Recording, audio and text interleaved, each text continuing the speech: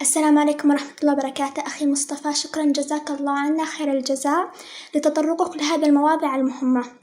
أولا صراحة أنا لست مهتمة كثيرا بالمسلسلات الكورية ولا الفرق الكورية، ولكن كدت أن أقع في مكيدتهم قبل فترة، لأنه صراحة كنت أشعر بالملل، فبدأت أتصفح اليوتيوب فأشوف مقاطع قصيرة، ومن ثم هذا المقاطع القصيرة تجرني إلى أني أشوف ملخصات للمسلسلات في قنوات موجودة في الإنترنت تسوي ملخصات للمسلسلات. بعد هذا الملخصات انجريت وإني أشوف مسلسل تمام، بس إنه طبعا بعد ما كنت أشوف كل ما أشوف فيديو بعد ما أخلصه أشعر بالذنب، لأنه صراحة أنا مدركة الفساد اللي يعني مع متابعتي للشيوخ وهذا الأشياء، مدركة الخطر اللي موجود في المسلسلات، يعني مدركة إنه كل شيء حرام وكل شيء، بالذات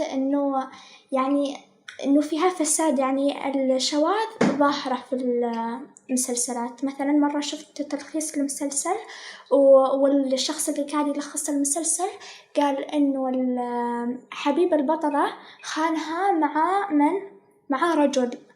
فأنا صراحة يعني طول ما أنا قاعدة أشوف مسلسلات وتلخيصات للمسلسلات قاعدة أصبر نفسي، يعني أستغفر الله العلي العظيم، يعني ضميري يقول لي إنه لا حرام وما يجوز كذا، بس الشيطان يقول لا، يعني ما عليه، الله غفور رحيم، يعني لا بأس إذا أكملنا هذا الفيديو، لا بأس إذا أكملنا هذا الفيديو. وطبعا كنت كل ما أخرج منه أحس بالذنب، أستغفر الله ومن ثم أعود وهكذا. فأنا جدا شعرت باليأس يعني شعرت جدا باليأس، لأنه أنا مدركة إنه المسلسلات فيها فواحش ومفاسد كثيرة ومخالفة لديننا واختلاط وكل شيء، يعني كل الفساد موجودة فيها. مع هكذا كنت أشوف، فأنا حسيت باليأس، بس الحمد لله بعد هذا البث اللي أنتم سويتوه إن شاء الله بإذن الله الواحد الأحد أن لا أرجع عليهم، لأنه مدركة الفساد، وأنتم زدتوا أكدتوا لي على الفساد، إنه الفساد موجود أكثر، أكدتوا لي. ولكن أحببت بما أن أنتم مهتمين وقاعدين تتكلموا عن المسلسلات، أحببت أن أتطرق إلى موضوع المسلسلات الهندية. أنا بنظري المسلسلات الهندية أخطر من المسلسلات الكورية بكثير، حيث أنا قبل 3 سنوات قبل التوبة من المسلسلات كنت أشوف مسلسلات هندية. فلما تشوف مسلسلات هندية، الهنود في مسلسلاتهم وأفلامهم يظهروا كل معتقداتهم ويظهروا كل عاداتهم وتقاليدهم، تمام؟ فأنت لما تشوف المسلسلات تخرج من المسلسل الهندي وأنت عارف أسامي المدن الموجودة في الهند، عارف أكلاتهم الشهيرة، عارف ملابس الرجال المخصصة لهم وملابس النساء واختلافهم وكل شيء، وشنو الملابس اللي يلبسوهم وقت الأعراس وشنو الملابس اللي يلبسوهم في الأيام العادية. تصير تعرف احتفالاتهم وأعيادهم وشنو الطقوس اللي يمارسوها وقت الزواج في الأعراس. تصير تعرف كيف يعاملوا الأرامل وكيف يحرقوا موتاهم، تمام؟ فصراحة أنا الآن لو شخص ما أتى وتحدث معايا عن الهند بيفكر من كثر المعلومات اللي حصلت عليها من المسلسلات بيفكر إني درست كثير عن الهند، وأنا صراحة لم أفتح كتابا واحدا يتحدث عن الهند، بس مجرد المسلسلات. طبعا أنا كنت يعني أحس يعني أشعر بالفساد الموجود فيه، بس ما كنت أعرف كثير، ما كنت أعرف إنه الفساد اللي موجود في الأفلام توصل لهذه الدرجة والمسلسلات. يعني في البداية كان بس مشكلتي مع إنه يعني إنه لما البطل يقبل البطلة أو البطلة تقبل البطل كنت يعني أستحي أنا وأخوتي ونسكر عيننا، إنه لا يعني شيء يعني جدا مخجل. فهذا يعني بالبداية هذا كانت مشكلتي. بعد أيام تطورت المشاهد أكثر وأكثر، وصرت أحس لما أشوفهم إنه إحنا يعني كذا إنه تأنيب، إنه إحنا شنو قاعدين نشوف هذا القرف، تمام؟ وصراحة المسلسلات كان عندنا قبل يعني قبل 3 سنوات، الحين الحمد لله صرنا ما نشوفهن. كان كل العائلة الكريمة تجتمع من صغيرها لا كبيرها يشوف المسلسلات، وفي وقت محدد يعني ممكن نقعد 3-4 ساعات بس نشوف مسلسلات. تمام. بس الموضوع صار يأثر كثير يعني بحياتي بالذات، إنه حتى لو ما في مسلسل يعني إذا ما في مسلسل أقعد يعني متحمسة ومتى بيجي المسلسل وأشوف شنو بيصير وهذا الأشياء.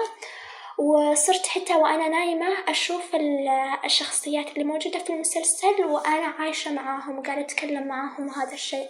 فالموضوع يعني زاد وصار الموضوع جدا سيء بالنسبة لي. وبالذات لما شفت أخي مرة، تعرف المكعبات حق الأطفال اللي يشكلوها، مرة قاعد أخي ويشكل المكعبات هذا على شكل مجسم، وقف أمامها وسوى الحركة اللي قاعدين يسووها الهنود لم يعبدوا الأصنام. طبعا أنا صرخت عليه وقلت له ما يصير وحرام ما يجوز. طبعا هو خاف يعني لأنه صغير، تقريبا كان عمره 5 سنوات. فالموضوع كان إنه جدا، طبعا أنا في هذاك الوقت ما كنت مدركة يعني كانت معلوماتي أقل من الآن، وما كنت مدركة إنه الموضوع إنه مشكلة كبيرة. يعني كنت مدركة إن في مشكلة بس مو لهذا الدرجة. تمام. حتى بعد ما شفت أخي إنه قاعد يقلدهم بهذا الموضوع، فالموضوع كان جدا مؤسف. ومع الأيام دخلت اليوتيوب وكنت أشوف الدكتور إياد بنيبي، فعرفت إنه أصلاً المشكلة في المسلسلات مو بس مجرد البوسة أو القبلة، لا، كل شيء أصلاً من اختلاط، ومن إنه النساء يشوفوا الرجال والرجال يشوفوا النساء، وكل شيء موجود في المسلسلات كله كله كله حرام وما يجوز. وأدركت إنه أنا قاعدة لما أشوف المسلسلات قاعدة أشجع على الفساد أكثر وأكثر، ويعني كأني قاعدة أشوف ناس يسووا يعني الله أعلم شنو قاعد يصير في يعني خلف الكواليس. إذا إحنا اللي قاعدين نشوفه بهذا القبح، الله أعلم شنو اللي قاعد يصير خلف الكواليس. فأنا صرت أحس إنه لا، أنا عندما أرى هذه الأشياء فأنا أشجع على الفساد، وهذه الأشياء كلها تتنافى مع ديني، فما يصير إنني أشوفها. تمام. مع الأيام تقابلت مع صاحبة لي جدا إنه ما شاء الله تبارك الرحمن، يعني أهلها مهتمين كثير بحيث إنه في عندهم ما يشوفوا المسلسلات ولا يسمعوا الأغاني ولا شيء. فكانت لما تقعد معانا وأكلمها إنه شفت مسلسلات، كانت تكلمني بطريقة يعني تحسسني إنه أنتي سويتي جريمة كبيرة، كيف تشوفي المسلسلات حرام وما يصير تشوفي مسلسلات. فأنا طبعا كنت أحس إنه كيف إنه أوكي صح إن المسلسلات خطأ بس مو لهذا الدرجة اللي قاعدة تتكلمي فيها. فهي لا، كانت يعني شخصيتها جدا قوية ما شاء الله، لدرجة إني ممكن توقف وتكلم الناس وتقول حرام الأغاني ولا يجوز رؤية سماعهم ولا شيء. فأنا صراحة أعجبت بشخصيتها القوية، وهي الحمد لله كانت حافظة يعني أجزاء كثيرة من القرآن. فأنا اقتديت بها ويعني مع الأيام ومع يعني رؤيتي للشيوخ وهذا الأشياء، صرت يعني جدا أبغض وأكره المسلسلات يعني، وأشوف إنه لا ما يصير أشوفهن، ويعني كل شيء صرت أشوفه كذا إنه يلا الأشياء اللي تعلمتها وقاعدة أطبقها على المسلسلات. فعلوا كذا يعني هذا شيء حرام، سووا كذا حرام، وحرام حرام حرام. فالحمد لله صرت ما أشوفهن، والحمد لله رب العالمين عائلتي كاملة صارت ما تشوفها الحمد لله. الحين أنا برأيي إنه المشكلة اللي يعني يقع فيها الكثير من الشباب والفتيات في جيلنا هذا يكون بسبب يا الصحبة يعني ممكن تكون عندهم صحبة سيئة أو صحبة ما منها فايدة، يعني صحبة يعني كذا تمشي على أي شيء. تمام. لأنه إذا كان عندهم صحبة صالحة بتكون لهم كذا إنه تحسسهم بخطأهم. وبالإضافة إنه ممكن من أكثر المشاكل اللي موجودة عندنا الفراغ. فأنا يعني أدركت هذا المشكلة يعني في هذا الفترة لما كنت برجع إني أشوف مسلسلات بس المسلسلات الكورية بسبب الملل. تمام. فلازم إن إحنا نتخلص من هذه المشكلتين، اللي هي إن إحنا أول شي نشوف صحبة صالحة، صحبة تخلينا نحس يعني بالإحراج إذا عصينا الله أمامها. وثاني شي ملء الوقت بما هو مفيد. وأنا أنصح كل فتيات وشباب جيلي إنهم يتابعوا الشيخ أحمد السيد. هو الشيخ هذا سبحان الله يعني الله سخره لنا، بحيث إنه يتعامل مع الجيل اللي هو من 12 سنة ل 22 سنة، يعاملهم بإنه أنتم كبار وأنتم متكلفين وأنتم عليكم مسؤولية وأنتم تستطيعون نصر الإسلام. فحسسنا بقيمتنا إنه ترى إحنا مو أطفال وعندنا مسؤولية. تمام. طبعا الشيخ أحمد السيد قاعد يدرسنا في أكاديمية الجيل الصاعد. أنصح الجميع يعني يروح أول شيء يشترك معه في قناته في اليوتيوب، وبعدين لما يفتح التسجيل مرة ثانية في قراص وجذور يدخلوه. تمام. الآن أنا بكلمكم يعني شوية من أجل أن أحثكم، بكلمكم عن البرنامج. أولاً البرنامج أنا الحمد لله موجودة في قراص، فبقول لكم عن المساق اللي أنا موجودة فيه، لأن في أكثر من مساق. طبعاً في مساق قراص يعني الحمد لله أول شيء الشيخ عرفنا إنه المسلسلات والألعاب وهذه الأشياء تافهة، وإذا إحنا كانت محور حياتنا كلها تدور على المسلسلات والألعاب فإحنا بنكون ناس تافهين، لأن الشيء التافه لا ينتج إلا أشخاص وناس تافهين. وبعدين بدأ يعلمنا إنه بدأ يعلمنا التاريخ الإسلامي والغزوات وهذا الأشياء اللي في ديننا الجميلة، وكان يكلمنا بطريقة إنه إلى الآن أنا أتمنى إني كنت موجودة في غزوة بدر، مع إني يعني مرأة وأعرف إنه مو علي جهاد، بس إنه يعني إنه جدا إنه خلانا يعني إنه نعيش معاهم، نعيش مع الصحابة، وحتى إنه نتألم لألمهم ونفرح لفرحهم وكل شيء يعني. أوكي. بعدين علمنا إنه إحنا شباب المسلمين لازم نفتخر بإن إحنا مسلمين وإن إحنا عباد الله، ويعني يعطينا كتب نقراها ويعطينا برامج نشوفها، ويعني من خلال يعني كل الكتب اللي قاعد يعطينا إياها جدا مفيدة، والبرامج جدا مفيدة اللي قاعد يعطينا إياها ونتعلم منها، خلانا نشعر إنه يعني جدا أنا مثلا أحيانا ممكن تعطيني أحصل شبهات بسبب الإنترنت عن الإسلام وهذا الأشياء، بس الأشياء اللي تعلمتها تخليني إنه أدرك إنه أنا مسلمة، ويعني الإسلام فخر لنا جميعا، وما يصير إنه استحالة يعني أنا عندي إنه ينقطع رأسي يصير فيني إيش ما يصير فيني، ولا إني يعني أشوف جيلنا إنه صار يعني يتخلى عن دين على أبسط أشياء. فأنا يعني من الأشياء اللي تعلمناها صرت أحس إنه لا، لو أنذبح لو يصير شنو ما صار، ديني يعني ديني عزتي يعني. مو قادرة أتخيل إنه ممكن أعيش يوم من الأيام وما يكون قال الله وقال رسوله موجود في حياتي، يعني استحالة. والحمد لله رب العالمين. يعني تتذكروا لما قلت لكم أني كنت أشوف أحياناً إنه موجود كأنه الشخصيات اللي موجودة في المسلسلات حاضرة في منامي، الحين لا، صار عكس الموضوع تماماً. الحين الحمد لله رب العالمين صرت يعني أنا ما شفت ولا مرة في منامي رسول الله ولا الصحابة، بس يعني حسيت في بعض المنامات إني وأنا يعني في المنام كذا يعني في ذكر الصحابة موجود وذكر رسول الله موجود في منامي، يعني مثلا كأني أقول هؤلاء أصحاب رسول الله، مع أني مو قاعدة أشوفهم ولا شيء، بس إنه كذا إنه يعني موجودين معايا. تمام. فالمهم إنه الشيخ أحمد جزاه الله عنا خير الجزاء قاعد يعلمنا التزكية، وعلمنا إنه العلم بلا عمل أبدا ما يعتبر علم.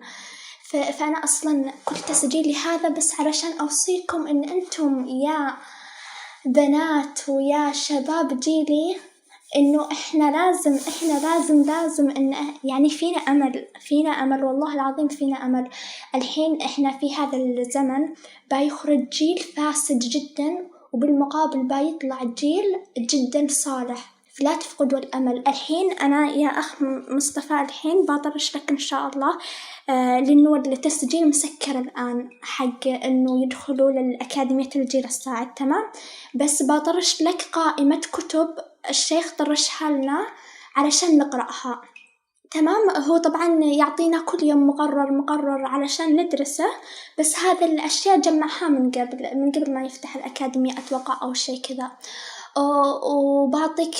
وبطرش لك قوائم تشغيل المحاضرات وفيديوهات سواها الشيخ، على أساس إنه اللي مهتم واللي يبغى يتعلم الحين قبل ما يعني تفتح الأكاديمية، وبعدين إذا فتحت الأكاديمية ادخلوا بنشاط، تمام؟ وطبعا لما تدخلوا الأكاديمية بتحسوا إنه أنتم مو وحدكم، وإنه يعني في ما شاء الله تبارك الرحمن فيه ناس كثير فيهم خير من جيلنا. يعني تخيلوا من عمر 12 سنة ل 22 سنة ناس قاعدين يجدوا واجتهاد ويدرسوا كل يوم، مع إنه مثلا الحين إحنا في إجازة من الدراسة، بس مع هكذا قاعدين ندرس وقاعدين نقرأ، مع إنه يعني في أحيانا ممكن كأي ناس يصيبنا فتور أو إن إحنا ما ندرس، بس مع هكذا متمسكين قاعدين الحمد لله. يعني الشيخ معطينا أحاديث نتعلمها ونحفظها، وعاطينا كتب نقرأها، ويعلمنا التزكية،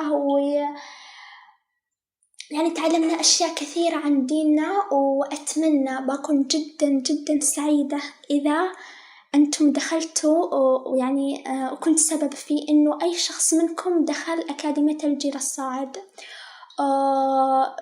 يعني نتشرف بكم، وجدا يعني أنا متأكدة إحساسي يعني لمتابعتي هذه الأيام للقرب وأفكارهم والأشياء اللي قاعدين يسووها والانحراف، إحساسي إنه عن قريب إن شاء الله بإذن الله الواحد الأحد بسبب فسادهم هذا بيسقطوا. فإحنا لازم إن إحنا من الحين نستعد، تمام؟ لأنه إن شاء الله بيكون فيه الأيام القادمة بيكون فيه إن شاء الله ازدهار للإسلام والمسلمين، فلا تيأسوا. ويلا يعني يكفي خلاص كسل وخلاص. الحين أنتم عرفتوا من هذا البث اللي سواه أخونا مصطفى،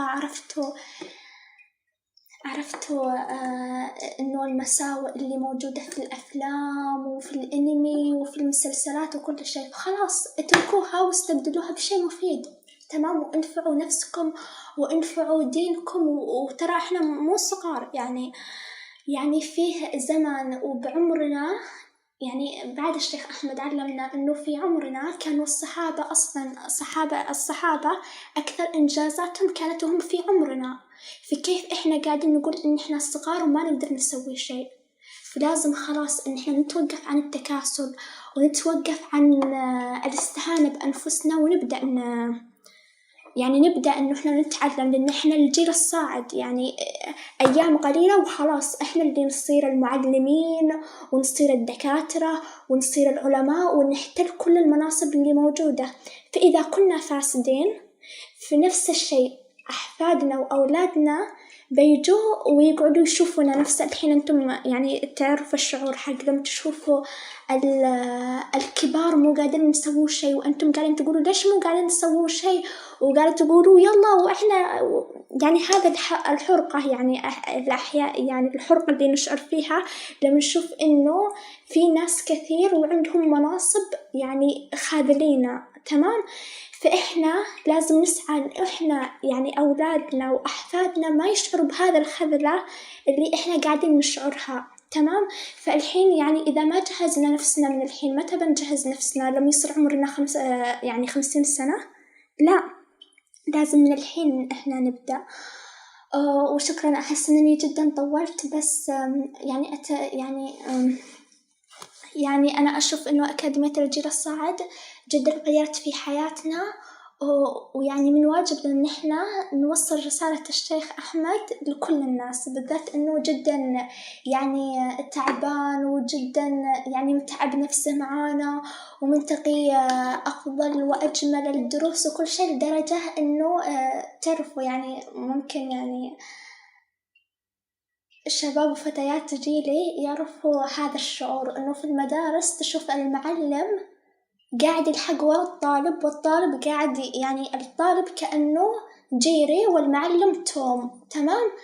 الطالب يهرب ما يبغى يدرس ويعني وكل شيء، والمعلم يلحق لدرجة أن المعلم إذا قال استراحة ولا درس بيقولوا استراحة، يعني هذا الشيء متوقع. وإذا في استراحة في الصف أو شيء خلاص يعني الطلاب يوم عيد عندهم، تمام؟ بس في أكاديمية الجيل الصاعد غير، بالعكس يعني تشوف الشيخ شرح لنا نص ساعة، شرح 40 دقيقة، اللي تشوف الطلاب كلهم قاعدين يقولوا يا شيخ لا توقف، يا شيخ كمل كمل إحنا نبغى ندرس وكذا. حتى الشيخ يعني حتى لدرجة حماس الطلاب يخلي الشيخ بذاته هو يستغرب، وإحنا اللي ممكن همتنا قليلة نستغرب من همتهم، فاقتداء بهم حتى إحنا نصير همتنا قوية، تمام؟ فأسفة إذا طولت عليكم، بس يعني لا تنسوا جدا فرصة كبيرة إن أنتم تدخلوا في أكاديمية الجيل الصاعد، فأي فرصة سنحت لكم إن أنتم تشتركوا فيها اشتركوا فيها، وأنا بطرش القوائم حق الكتب علشان تستعدوا من الحين، وبطرش إن شاء الله للأخ مصطفى بعض قوائم التشغيل اللي شروح من سواها الشيخ أحمد للجيل الصاعد علشان يطرشها لكم وتبدأوا تدرسوا ونبدأ التغيير، لأنه إذا غيرنا ما في يعني اللي في نفسنا الله سبحانه وتعالى بيعيننا ويغير، وإن شاء الله إنه خلاص إنه هذا المنظر السيء اللي قاعدين نشوف فيها المسلمين يختفي إن شاء الله. لما نكبر شوية ونصير إحنا صاحبين المناصب، وإذا كنا قويين صدقوني ما حد بيهزمنا. ونفس ما قلت هذا الجيل بيطلع يا جيل فاسد بتطلع منه فئة جدا فاسدة وفئة جدا صالحة، فإن شاء الله الخير بينتصر على الشر. وشكرا. أحس إنه مرة ثانية أقول إني جدا أطلت، بس يعني أحببت إني أفضفض عما بداخلي، وشكرا جزاكم الله عنا خير الجزاء. مع السلامة. شكرا لكم على المشاهدة، ويرجى الاشتراك في القناة وتفعيل زر التنبيهات. شؤون إسلامية لنصرة قضايا الأمة.